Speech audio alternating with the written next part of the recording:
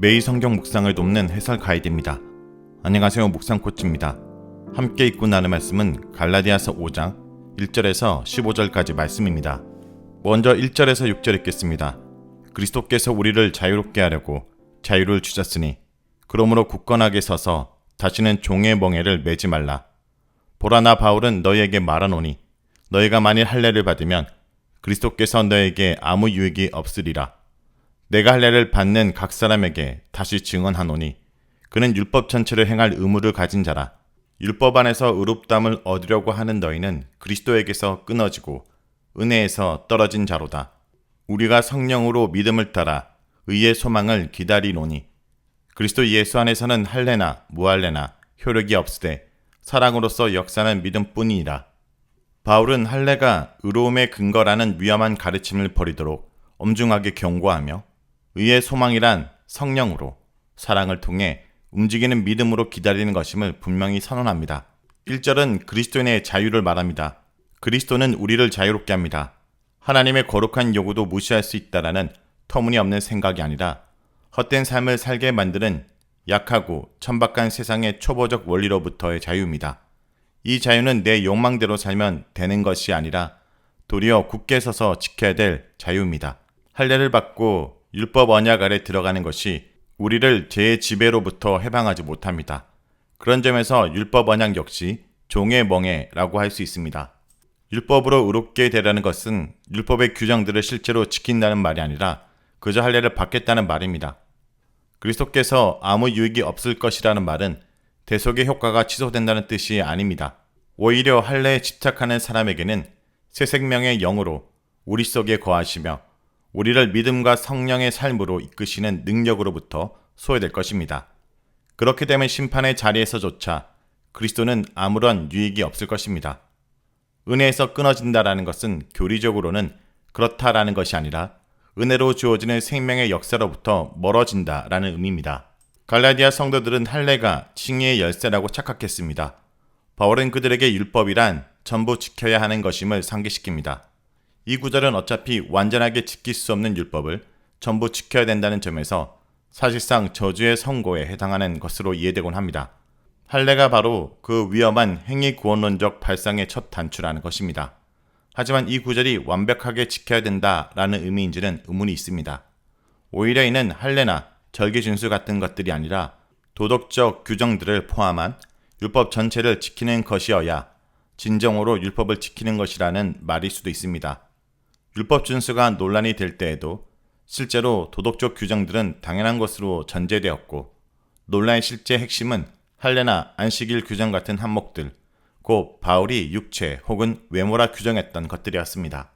율법으로 의롭게 되었다는 것은 의를 포기하는 것입니다. 왜냐하면 의의 소망은 성령으로 기다리는 것이기 때문입니다.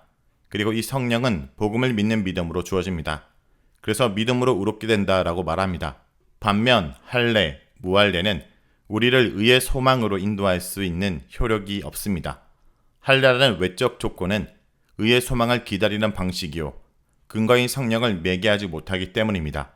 성령을 통해 주어지는 생명 창조의 능력이 없다라는 이야기입니다. 한마디로 율법이 의의 수단이 아닌 것은 생명의 성령과 무관한 외면적 조건이기 때문입니다. 칭의의 길인 믿음은 유일한 성령의 통로가 됩니다. 그래서 믿음은 사랑을 통해 위력을 발휘하는 믿음으로 규정됩니다. 행위가 결여된 믿음이 아니라 사랑으로 구체화되는 산 믿음이 우리를 의의 소망으로 인도하는 것입니다. 7절에서 12절 읽겠습니다. 너희가 다름질을 잘하더니 누가 너희를 막아 진리를 순종하지 못하게 하더냐.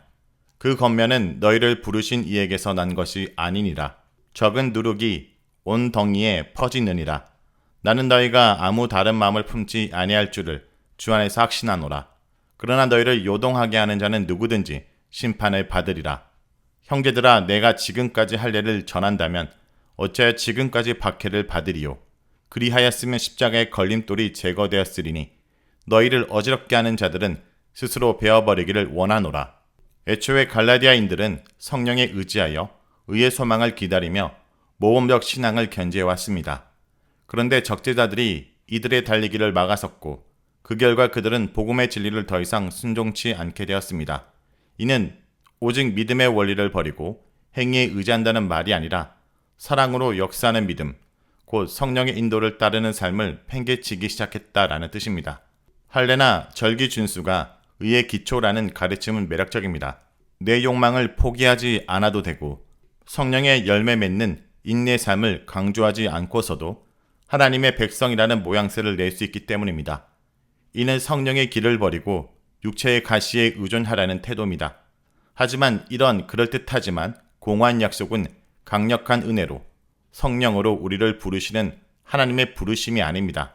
그래서 바울은 이를 배교 행위와 같다라고 비난합니다. 인간의 이기적인 욕망에 호소하는 가르침은 마치 누룩처럼 미미한 숫자로도 온 공동체를 망칠 수 있습니다. 성도들은 이 누룩을 용인하지 말고 바로 제거함으로써 공동체의 순결을 지켜야 합니다. 바울은 선동자들의 터무니없는 가르침에 넘어가지 말라라고 호소합니다. 딴 마음을 품지 않을 줄 안다라는 것은 수삭적 움직임입니다. 실제 바울은 그들의 행태에 당혹해하고 있습니다. 잘할 줄 믿는다라는 식의 논법입니다. 성동자들에 대한 심판의 선고 역시 갈라디아 성도들을 염두에 둔 경고의 메시지입니다. 심판받아 마땅한 그런 교설에 현혹되지 말라는 뜻입니다. 믿음만을 요구하는 십자가는 모든 인간적 차별성을 철폐합니다. 그래서 유대적 정체성을 내세운 이들에게 십자가는 목의 가시와 같고 이것이 박해의 원이 되었습니다. 물론 할례를 수용하면 이 걸림돌은 없어질 것입니다. 하지만 그와 더불어 십자가도 함께 사라집니다. 박해에도 불구하고 십자가를 고수하는 것은 그 십자가가 참 생명의 유일한 원천임을 알기 때문입니다. 반면 피상적 할례에 의존하는 태도는 터무니없습니다. 다음은 13절에서 15절 읽겠습니다. 형제들아 너희가 자유를 위하여 부르심을 입었으나 그러나 그 자유로 육체의 기회를 삼지 말고 오직 사랑으로 서로 종노릇하라. 온 율법은 내 이웃 사랑하기를 내 자신같이 하라 하신 한 말씀에서 이루어졌나니 만일 서로 물고 먹으면 피차 멸망할까 조심하라. 굳건하게 서서 자유를 지킨다라는 것은 그 자유를 육체의 욕망을 실현한 구실로 삼는 것이 아닙니다. 오히려 자유란 제 욕망을 타고 작용하는 허망한 가치들과 원리들에 예속되어 서로 경쟁하고 갈등하는 삶으로부터 자유롭게 되어 사랑이라는 새로운 삶의 방식을 실천하는 것을 의미합니다. 이것이 온 율법의 핵심이기도 합니다. 이 사랑의 삶을 향한 요구는 할례를 받음으로써가 아니라 믿음을 통해 성령을 받음으로써 성취됩니다. 이것이 의의 소망을 기다리는 자태입니다. 반면 헛된 가치에 현혹되어 서로 물고 뜯고 삼키는 삶은 의의 소망이 아닌 멸망을 자초하는 길입니다. 자, 여기까지가 갈라디아서 5장 1절에서 15절까지 말씀입니다. 오늘 말씀을 통해 우리는 무엇을 묵상하고 적용해야 할까요? 중요한 것은 율법 준수가 아니라 사랑으로 행동하는 믿음입니다. 복음을 듣는 성도들이 의로운 삶을 살고자 몸부림치는 것은 그것이 복음을 가져다주는 방법이기 때문이 아니라 성령님께서 성도들을 하나님 백성으로 날마다 새롭게 하시기 때문입니다. 그러므로 그리스도인의 의로운 삶은 성령님이 함께 하시는 일상의 증거들입니다. 성도 여러분, 삶의 현장에서 나는 의롭게 된 그리스도인의 모습을 드러내고 있습니까? 오늘도 나를 새롭게 하시는 성령님을 의지하고 성령님을 쫓아 살아가는 주의 백성들이 되길 간절히 기도드립니다.